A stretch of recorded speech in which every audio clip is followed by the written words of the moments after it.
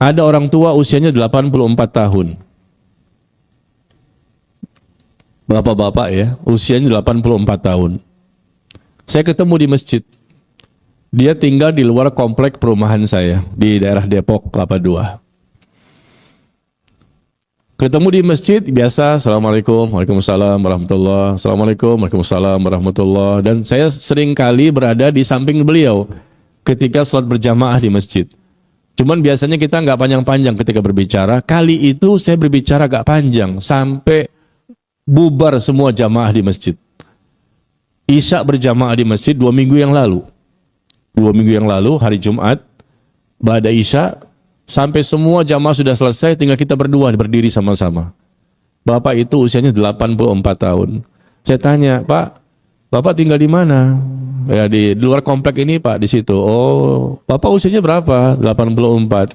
Kok nggak ditemani sama anaknya? Anak saya sudah nikah semua, Pak Ustadz. Oh, berapa anaknya? Ada 6. Oh, Masya Allah. Anak saya 6, cucu saya 15, cicit saya 5. Ya, anak 6, cucu 15, cicitnya 5. Masa di antara mereka semua nggak ada yang mengantar bapak ke masjid? Kan khawatir juga kan, 84 tahun. Meskipun kelihatan dia sehat, ya mata, telinga, jalan semuanya baik. Cuman ketika sholat dia duduk, nggak kuat berdiri lama. Tapi paling tidak ditemani lah. Karena subuh dia sendirian, isya sendirian, maghrib sendirian, pakai motor lagi. Motornya motor pinjaman lagi. Supaya bisa sholat ke masjid. Karena kalau jalan kaki udah nggak kuat. Pinjam motor. Lalu bapak tinggal di rumah sama siapa? Saya tinggal bersama sendiri. Dulu bersama istri. Tapi 7 tahun yang lalu istri saya meninggal. 7 tahun yang lalu istri saya meninggal, maka saya sekarang tinggal sendirian. Loh, Bapak sendiri di rumah sendirian, 84 tahun. Iya Pak Ustadz, anak gak ada yang menemani? Enggak ada, mereka sudah berkeluarga semua. Cucu gak ada mani? Enggak ada juga. Kalau Bapak kenapa gimana ini? Alhamdulillah Pak Ustadz, saya sehat. Ya, cuma saya pancing-pancing kan. Bapak dibantu gak sama anak untuk masalah kehidupan sehari-hari? Kadang dibantu, kadang tidak. Kadang makan singkong, kadang nggak makan juga. Hah? Kaget saya. Yang benar Pak? Iya. Semenjak istri saya meninggal 7 tahun yang lalu, saya dibuang oleh anak saya. 6 anak ini membuang bapak ini. 7 tahun yang lalu ketika istri masih hidup, anak masih lumayan sering ke rumah. Tapi begitu istri saya meninggal, saya tinggal sendirian di rumah. Maka saya dibuang oleh anak saya. Mereka jarang datang kepada saya. Dan saya pun jarang dibantu oleh mereka untuk makan sehari-hari di rumah. Ya Allah, kaget kan kita ya. Ada seorang bapak di sisa-sisa hidup terakhir, 84, pintu surga nih. Disia-siakan oleh 6 anaknya. Kita nggak terima seperti itu kan. Karena juga kita ini punya orang tua. Apalagi orang tua kita sudah meninggal dunia. Kita rindu untuk bertemu dengan mereka dan cinta dengan mereka. Kalau ada orang tua kita hidup lagi, yang sudah meninggal ini hidup lagi, tentunya kita peluk, kita cium, kita gendong mereka. Ini yang masih hidup kok disia-siakan. Subhanallah. 84 tahun. Ini kisah nyata ya. Anaknya tidak peduli. Kalau di sini kan ceritanya pertanyaan anak ini peduli, cuman kadang-kadang suka nggak sabaran. Ya perkuat kesabaran. Mumpung masih hidup ibu ini 88 tahun. Biasa begitu. Semuanya pernah mengalami, bukan Anda saja. Saya pun pernah mengalami ketika orang tua masih hidup dulu. Bahwa mereka kadang-kadang membuat kita dongkol, jengkel dan lain. Biasa itu. Itu namanya ujian. Kadang kita diuji oleh istri, diuji oleh suami, diuji oleh anak, diuji oleh orang tua. Hidup ini penuh dengan ujian. Sabar, perkuat kesabaran. Tapi kalau kita bandingkan dengan kisah bapak tadi, coba. 6 anaknya tidak peduli. Bukan hanya masalah datang tidak datang. Untuk makan saja susah. Kemana anak ini? Pak, bapak mungkin tidak memberikan perhatian kepada anak. Maaf Pak ya. Kok bisa anak berbuat seperti itu kepada bapak? Kata dia, Pak Ustadz, dari kecil saya sekolahkan mereka. Sampai besar, sampai berkeluarga. Sampai rumah mereka, 6-6-nya itu saya membelikan. Rumahnya mereka saya membelikan rumah itu. Rumah saya besar, di komplek perumahan sama seperti Bapak. Satu komplek kita dulunya. Oh iya, rumah saya besar saya jual. saya pindah ke rumah yang kecil. Nah, duit itu saya bagi kepada anak-anak saya yang berjumlah 6 orang. Saya belikan mereka semua rumah. Saya berbuat baik kepada mereka dari kecil. Sampai mereka nikah pun saya belikan rumah mereka. Tapi nggak tahu kenapa ya, kok mereka nggak suka sama saya. Saya punya salah pasti Pak Ustadz, karena manusia biasa. Tapi ya sudahlah, saya maafkan kesalahan mereka. Allahu Akbar, orang tua tuh lihat. Saya maafkan semua kesalahan mereka, meskipun mereka jarang ingat kepada saya. Bahkan ada anak nomor 4, perempuan, udah 3 tahun gak mau datang. Lebaran pun gak datang. Padahal rumahnya depan. Depan, gak jauh dari masjid.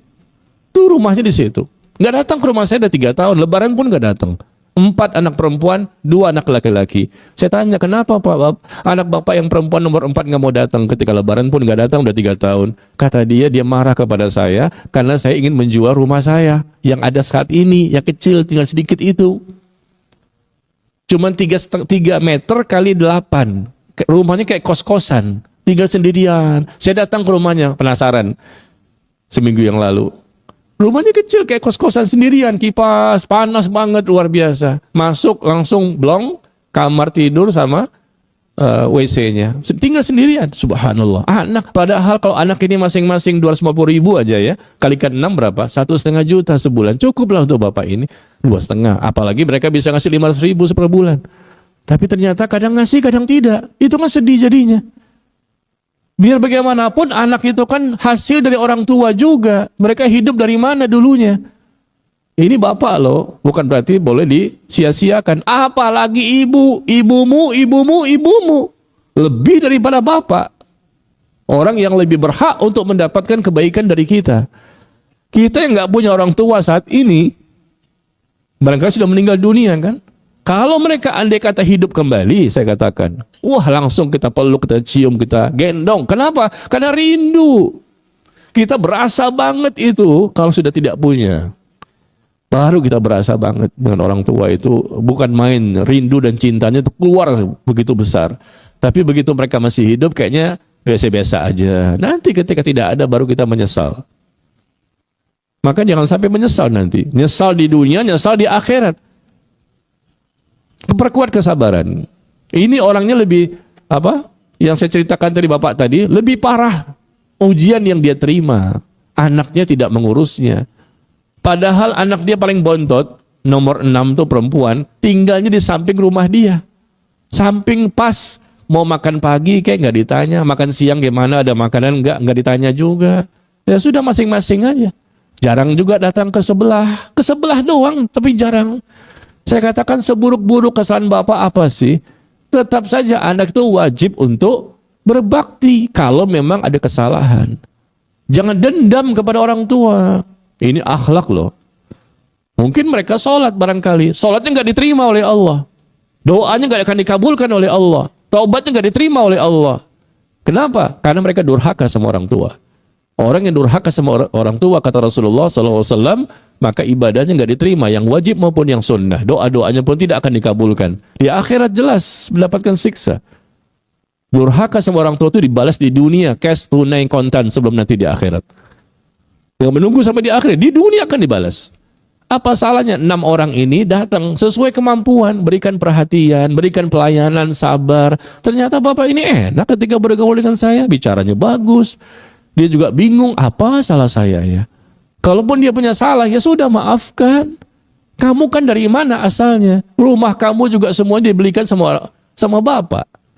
Kamu dari kecil juga sekolah dari bapak, sampai besar, sampai kuliah, sampai bekerja dari bapak semua. Kalaupun ada kesalahan bapak, apa sih? Ya sudah maafkan. Bapaknya saja mengatakan, saya maafkan semua kesalahan anak saya, Pak Ustadz. Saya doakan mereka supaya mereka semakin dekat ke agama. Ya, jadi ini cerita tersampaikan akibat dari pertanyaan ini. Jadi cuma ibu 88 tahun sudah sepuh, ini 84. Ya sudahlah, saat-saat terakhir ya kita bersama mereka, maka jangan sampai kita melakukan perilaku-perilaku yang bisa mendatangkan murka Allah. Karena ridhonya Allah ada pada ridhonya orang tua, dan murkanya Allah ada pada murkanya orang tua.